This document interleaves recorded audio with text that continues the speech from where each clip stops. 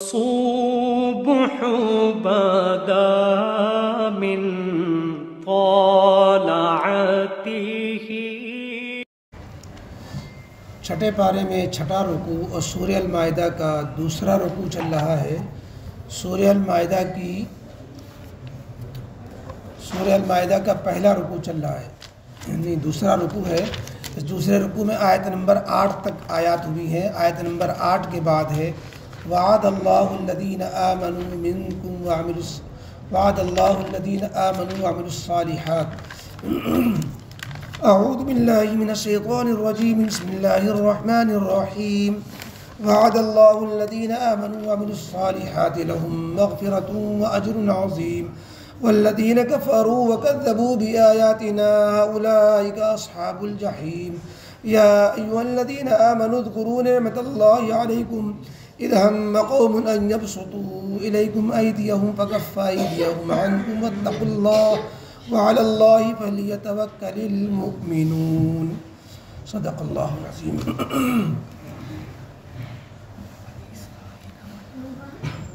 اوپر کی آیتوں میں اللہ تعالیٰ کے احسانات کا ذکر اور اس کی شکر گزاری کا حکم تھا کہ اللہ تعالیٰ نے تم پر ظاہری، باطنی، دینی، دنیاوی کیسے انعامات فرمائے، لہذا تم اللہ کی شکر گزاری کرو، عبادت کرو، اللہ کا احسان پہچانو اور اپنے اس وعدوں کو نبھاؤ جو تم نے، یعنی مومنوں نے اللہ تعالیٰ سے اللہ کے ماننے کا جو عہد کیا ہوا ہے، اور اللہ تعالیٰ کے حکم کو ہر موڑ پر پورا کرنا ہے، چاہے اپنے خلاف پڑے یا اپنے موافق پڑے۔ چنانچہ دشمنوں کے معاملے میں بھی عدل و انصاف سے کام لو، یہ نہ ہو کہ کسی قوم کی دشمنی تمہیں اس کے خلاف فیصلہ کرنے پر مجبور کر دے، اس بنا پر کہ وہ تمہارے قوم کا آدمی نہیں ہے۔ اپنے لوگوں کی طرفداری کر کے غلط فیصلہ مت دو۔ آج کی آیتوں میں اللہ تعالیٰ نے وعدہ فرمایا مومنوں سے کہ جو مومن اللہ تعالیٰ کا کے پر ایمان لا کر کے نیک اعمال کرتے ہیں اور اللہ تعالیٰ کی شکر گزاری کرتے ہیں تو اللہ رب العزت ان سے جو کچھ بھول چوک ہوتی ہے اللہ انہیں معاف بھی کر دیتا ہے، اور پھر انہوں نے جو اعمال کیے وہ ہوتے ہیں تو ان کے عمل سے کہیں زیادہ اجر عظیم انہیں عطا کرتا ہے۔ اور جو ناشکرے بنے رہتے ہیں، اللہ پر ایمان ہی نہیں لائے یا اعمال صالحہ کے بجائے اللہ تعالیٰ کے حکم عدولی کی، نافرمانیاں کی یا کفر اختیار کیا، اللہ کی آیتوں کو جھٹلا دیا، تو پھر ایسوں کا ٹھکانہ جہنم ہوگا۔ تو یہ اللہ تعالیٰ نے ایک عام بات فرمائی، اللہ کا وعدہ مغفرت کا، اجر کا، ایمان اور اعمال صالحہ کے ساتھ ہے۔ اللہ تعالیٰ کا وعدہ کسی قوم کے ساتھ نہیں ہے کہ اگر کوئی شخص اپنے آپ کا نام مسلمانوں کی لسٹ میں لکھا لے تو اب اس وعدے میں داخل ہو جائے گا، نہیں۔ ایمان مسلمان ایک چیز کے ماننے اور کچھ چیزوں کے کرنے کا نام ہے، اگر وہ نہیں تو وہ مسلمان بھی نہیں، چاہے ووٹر لسٹ میں اس کا مسلمان نام لکھا ہوا ہو۔ تو اللہ تعالیٰ نے فرمایا کہ مغفرت اور اجر عظیم جڑی ہوئی ہے اللہ پر ایمان اور اعمال صالحہ کے ساتھ۔ عام طور پر قرآن کریم میں جہاں بھی ایمان کا ذکر آتا ہے وہاں پر عمل صالح کا بھی ذکر ساتھ میں آتا ہے، الذین آمنوا وعملوا الصالحات، جس سے یہ پتہ چلتا ہے کہ صرف ایمان والا ہونا یہ کافی نہیں ہے۔ اللہ کی مدد کے لیے، اللہ کے وعدوں کے لیے اور اللہ کی رضا کے لیے صرف ایمان والا ہونا کافی نہیں، بلکہ ایمان کے ساتھ نیک عمل کرنا بھی ضروری ہے۔ اور نیک عمل کی تعریف یہ ہے کہ اللہ کا حکم اور رسول اللہ صلی اللہ علیہ وسلم کا طریقہ، اس کو اختیار کرنا اپنی زندگی میں، زندگی کے ہر موڑ میں، عبادت میں، معاملات میں، رہن سہن میں، شادی بیاہ میں، اللہ کے حکم کے مطابق اور رسول اللہ صلی اللہ علیہ وسلم کے طریقے کے مطابق جتنی گنجائش شریعت نے دی، اللہ اس کے رسول نے دی، ان حدود کو پھلانگنا نہیں چاہیے۔ وہی نافرمانی ہو جاتی ہے جب آدمی حد سے آگے بڑھ جاتا ہے۔ تو ایمان کے ساتھ عمل صالح ضروری ہے۔ اس سے معلوم ہوا کہ اگر آدمی ایمان و عمل صالح نہ رکھتا ہو، صرف نعرے ہی لگائے، محبت کا دم بھرے، وہ اللہ کے معتبر نہیں ہے۔ ابو طالب نبی کریم علیہ السلام کے چچا، کتنی محبت کرنے والے کہ کفار مکہ اور دشمنان عرب اور مشرکین مکہ کو نبی کریم علیہ الصلوۃ والسلام کے مقابلے میں کھڑے ہو گئے، نبی کریم علیہ الصلوۃ والسلام کے دفاع میں سامنے آ گئے، ایمان نہیں لائے، لیکن کہا کہ تم تکلیف نہیں پہنچا سکتے، ہمارے بھتیجے کو تم کچھ کہہ نہیں سکتے، جب تک حیات رہے، جب تک ساتھ دیا۔ لیکن اس کے باوجود نبی کریم علیہ الصلوۃ والسلام سراہنے تھے موت کے وقت میں، اور کہا کہ چچا جان ایک مرتبہ کلمہ پڑھ لیجئے، ایمان میں آ جائیے، تاکہ ایمان والے جو گنہگار ہوں گے اللہ رب العزت کے ہاں مجھے جو شفاعت کا، سفارش کا حق ملے گا تو میں آپ کی شفاعت تو کر سکوں گا، اور میری شفاعت کے نتیجے میں امید ہے کہ آپ جنت میں چلے جائیں گے۔ آپ ایمان والے ہی نہیں ہوں گے تو ایمان والوں کے بغیر محبت کچھ کام نہیں آئے گی۔ آپ نے جو ہماری خدمت کی، احسان کیا، یہ کام نہیں آئے گا۔ ہاں اتنا کام آئے گا کہ عذاب ہلکا دیا جائے، لیکن نجات نہیں ہوگی۔ تو اس لیے انسان کو صرف محبت کے بھروسے نہیں رہنا چاہیے۔ ہاں محبت لازمی شرط ہے ایمان کے لیے، کیونکہ ایمان، محبت نہ ہو تو آدمی ایمان ہی نہیں لائے گا۔ اگر محبت کا وجود ہی نہ ہو تو آدمی کیسے ایمان لائے گا کہ آپ اللہ کے رسول ہیں اور ہم ایک اللہ کی وحدانیت پر، یہ اللہ اس کے رسول سے محبت ہوگی تبھی اللہ اس کے رسول کا کلمہ پڑھے گا، اور جتنی محبت ہوگی اتنا ہی اس کے نقش قدم پر چلنے کی کوشش کرے گا۔ آدمی کو جس سے محبت ہوتی ہے اس کے رنگ میں اپنے کو رنگنا چاہتا ہے۔ آدمی کسی کی دوستی کر کے دیکھے، آدمی جب کسی سے مرید ہو جاتا ہے، کسی کو پیر بنا لیتا ہے، کسی کے ہاتھ پہ بیعت ہو جاتا ہے، تو اپنے شیخ کے رنگ میں اپنے کو رنگنا چاہتا ہے کہ ہمارے شیخ جیسی پگڑی باندھتے ہم بھی ویسی پگڑی باندھیں گے، ہمارے پیر صاحب جیسی جو کپڑے پہنتے ہم بھی ویسے کپڑے پہنیں گے۔ تو یہ تو محبت ہے نا، تو محبت ہو گئی پیر سے، تو پیر کے رنگ میں اپنے کو رنگ رہا ہے۔ تو یہ سمجھنا کہ ہمیں اللہ کے رسول صلی اللہ علیہ وسلم سے بہت محبت ہے اور نبی کریم علیہ الصلوۃ والسلام کی سنتوں سے بیزاری ہے، نعوذ باللہ، تو یہ محبت ادھوری ہے، جھوٹی ہے، کامل تو کہہ نہیں سکتے۔ لہذا محبت کے تقاضے ہوتے ہیں کہ محبوب کی اطاعت کرتا ہے۔ کسی شاعر نے کہا ہے کہ عربی کا شعر ہے جس کا مفہوم یہ ہے کہ آدمی اس کا فرما بردار ہو جاتا ہے، اس کے پیچھے پیچھے چلتا ہے جس سے وہ محبت کرتا ہے، محبوب کے پیچھے پیچھے چلا کرتا ہے کیونکہ محبت ہے اس سے۔ تو اس لیے اپنی محبت کے ٹٹولنے کا بھی معیار یہی ہے کہ نبی کریم علیہ السلام کی سیرت پر، آپ کی سنت پر، آپ کے حکموں پر، آپ کے دین پر کتنا عمل ہے۔ اگر عمل ہے تو سمجھنا چاہیے کہ ہم نے جو محبت ہم نے محسوس کر رہے ہیں اس کی علامتیں پائی جا رہی ہیں، اس کی دلیلیں پائی جا رہی ہیں، ورنہ زبان سے دعویٰ کرے تو یہ منافقت ہوگی، دھوکہ ہوگا، اپنے آپ کو دھوکہ دینا۔ بہرحال تو یہ بات ضمناً آ گئی چونکہ قرآن کریم نے ایمان کے ساتھ عمل صالح کو جوڑا اور ایسے لوگوں کے لیے وعدہ فرمایا کہ اللہ انہیں بخشے گا، انہیں بڑا اجر دے گا، اور جو کافر مشرک ہیں اللہ انہیں جہنم رسید کرے گا۔ آگے اللہ رب العزت نے ایک بات فرمائی، عمومی احسانات یاد دلانے کے بعد خصوصی احسان یاد دلائے اور ایمان والوں سے کہا کہ دیکھو مختلف موقعوں پر اللہ کا تم پر یہ خصوصی احسان ہوا کہ دشمنوں نے مسلمانوں کو گھیرا اور مسلمانوں کو مٹانے کے لیے انہوں نے پلاننگ کی، اور نبی کریم علیہ الصلوۃ والسلام کے چراغ نبوت کو گل کرنے کی انہوں نے کوشش کی، لیکن اللہ نے ہر موڑ پر انہیں ناکام کیا۔ ایک بار نہیں، نبی کریم علیہ الصلوۃ والسلام کی نعوذ باللہ قتل کی سازشیں مکے میں بھی ہوئی، مدینے میں بھی ہوئی، یہودیوں نے بھی کی، مکے کے مشرکین نے بھی کی، اور یہودیوں نے 2 مرتبہ کی، ایک مرتبہ پتھر گرانے کے ذریعے، ایک مرتبہ گوشت میں زہر ملا کر کے آپ کی دعوت کر کے کھلا کر کے، اور اسی طریقے سے اور بھی سازشیں کی۔ اور ایک مرتبہ وہ واقعہ مشہور ہے کہ نبی کریم علیہ الصلوۃ والسلام ایک جنگ میں گئے ہوئے تھے اور جو ہے آپ دوپہر میں درخت کے نیچے آرام کرنے لگے، تلوار کو لٹکا دیا درخت سے، ایک دشمن آیا اور تلوار کو اٹھا کر کے نبی کریم علیہ الصلوۃ والسلام کی غفلت سے فائدہ اٹھا کر کے آپ پر حملہ کرنے کا ارادہ ہی کرنے جا رہا تھا کہ نبی کریم علیہ السلام کی آنکھ کھلی، وہ بولا کہ تم کو ہم سے کون بچائے گا؟ نبی کریم علیہ الصلوۃ والسلام نے بڑی اطمینان سے کہا اللہ بچائے گا، اللہ نے اب تک بچایا، اب بچائے گا۔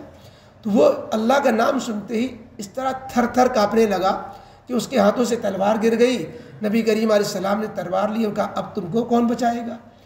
تو وہ کہا کہ آپ قتل کر سکتے ہیں، مجھے تو کوئی بچانے والا نہیں، آپ چاہیں تو بچا دیں۔ آپ نے معاف فرما دیا، دشمن کو معاف کر دیا۔ تو اس آیت میں اس طرح کے مختلف واقعوں کی طرف اشارہ ہے، اور یہ گویا یہ بھی اشارہ ہے کہ اسلام کو مٹانے کے لیے دشمنان اسلام کتنے ہاتھ پاؤں چلائیں، لیکن اللہ کی فضل و رحمت سے اسلام اور مسلمانوں کو کوئی مٹا نہیں سکتا۔ ہاں، شرط یہ ہے کہ دشمنوں کی جرأت جب بڑھتی ہے، جب تمہارے اندر سے تقوی نکل جاتا ہے، اللہ پر اعتماد و بھروسہ کم ہو جاتا ہے، اور تم اللہ سے اپنا تعلق کمزور کر بیٹھتے ہو، تو شریروں کو بدباطنوں کو کی جرأت بڑھ جاتی ہے۔ لہذا اس کا جواب، اس کو دور کرنے کے لیے، دشمنوں میں اپنا رعب پیدا کرنے کے لیے اور اللہ کی حفاظت میں، اللہ کی مدد میں آنے کے لیے اللہ سے تقوی اور اللہ پہ توکل، یہ دو ہتھیار ہیں، ان کو اپناؤ۔ اللہ سے تعلق مضبوط جوڑو، خدا سے ڈرو کہ ظاہر میں باطن میں اپنا معاملہ اللہ سے صاف رکھو، اور جب اللہ سے تقوی ہوگا تو تقوی یہ نافرمانیوں سے بچا لیتا ہے، عہد و قرار کو پورا کرتا ہے، اور پھر اللہ پر توکل، اللہ پہ بھروسہ، یہ بڑی مومن کی طاقت ہوتی ہے۔ اس لیے اللہ تعالیٰ نے فرمایا کہ دیکھو دشمن تمہارا کچھ نہیں بگاڑ سکتے، تم اللہ سے تقوی اور اللہ پہ توکل کے ہتھیار کو پکڑے رہو۔ فرمایا یا والذین آمنوا وعد اللہ الذین آمنوا، اور اللہ کا وعدہ ہے الذین آمنوا، ایمان والوں کے ساتھ، اللہ کا وعدہ ہے ایمان والوں سے، وعملوا الصالحات، وہ ایمان والے جنہوں نے نیک عمل کیے، لہم مغفرۃ واجر عظیم، کہ ان کے لیے آخرت میں بخشش بھی ہے اور بڑا اجر عظیم بھی ہے۔ والذین کفروا وکذبوا بآیاتنا، اور وہ لوگ جنہوں نے کفر اختیار کیا، وکذبوا بآیاتنا، ہماری آیتوں کو، قرآن کے احکام کو جھٹلا دیا، اولئک اصحاب الجحیم، تو سے یہ لوگ نجات سے محروم ہیں، دوزخ والے ہیں۔ یا ایھا الذین آمنوا اذکروا نعمت اللہ علیکم، ایمان والو اپنے اوپر اللہ کے احسانات کو یاد کرو، اذ ہم قوم ان یبسطوا الیکم ایدیہم، اور خصوصی وہ احسان جب کہ ایک قوم نے تمہاری طرف دست درازی کرنے کا ارادہ کیا، تمہاری طرف دست درازی کرنے کا ارادہ کیا۔ اس میں کسی خاص واقعے کا اشارہ نہیں ہے، بعض مفسرین نے طرح طرح کے واقعات اس میں نقل کیے ہیں۔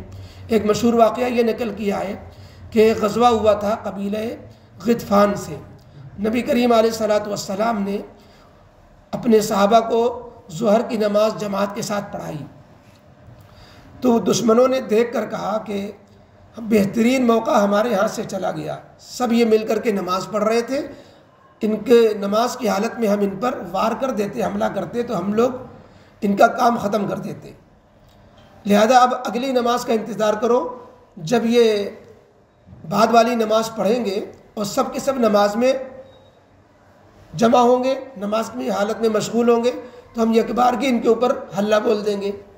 اللہ رب العزت کی طرف سے وہ آیتیں نازل ہو گئی جو 5ویں پارے میں گزری تھیں، صلاۃ الخوف کے نام سے، کہ جب اس طرح کا اندیشہ ہو اے نبی علیہ السلام تو سارے لوگ مل کر کے ایک جماعت نہ بنائیں، آدھے لوگ جو ہے نماز پڑھیں اور آدھے لوگ دشمنوں کے مقابلے میں جمے رہیں، پھر وہ آدھے لوگ جو ہے نماز پڑھ چکے تھے وہ چلے جائیں اور دوسرے آدھے لوگ آ کر کے نماز پڑھیں، اور اگر آپ امام تنہا اکیلے ہو تو 2 رکعت والی نماز ایک رکعت اس طرح پڑھائے کہ ایک رکعت کچھ لوگ پڑھ کر کے چلے جائیں اور دشمن کے مقابلے میں خاموشی سے کھڑے رہیں، اور دوسری جماعت آ جائے وہ دوسری رکعت آپ کے ساتھ پڑھے اور پھر وہ چلی جائے، جنہوں نے ایک رکعت پڑھی تھی وہ آ کر اپنی نماز پوری کر لیں، پھر وہ چلی جائے، جنہوں نے جو ہے دوسری رکعت پڑھی تھی وہ آ کر کے اپنی پہلی رکعت پوری کر لیں۔ وہ تو تفصیل جو ہے 5ویں پارے میں آ چکی، اسے صلاۃ الخوف کہتے ہیں۔ چنانچہ عصر کی نماز پھر نبی کریم علیہ السلام نے جب اس طرح پڑھی تو دشمن تاکتے ہی رہ گئے، کیا ہے یہ تو سب نماز ہی نہیں پڑھ رہے ہیں، آدھے ہمارے مقابلے میں ہیں، تو وہ چپکے سے بزدلانہ حملہ کرنا چاہتے تھے۔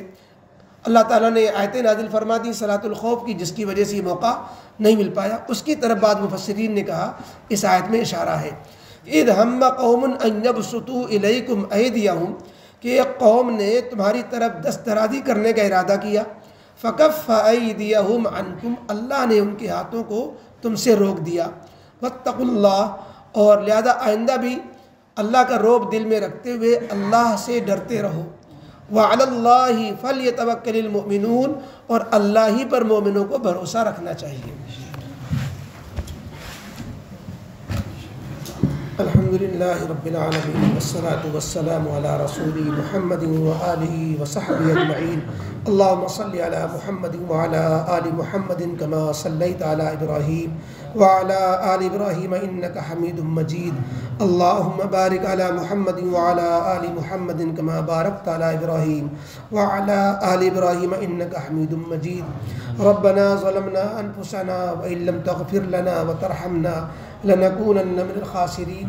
ربنا لا تزغ قلوبنا بعد إذ هديتنا وهب لنا من لدنك رحمة إنك أنت الوهاب۔ یا اللہ یا رحمان یا رحیم، ہم سب کے گناہوں کو معاف فرما۔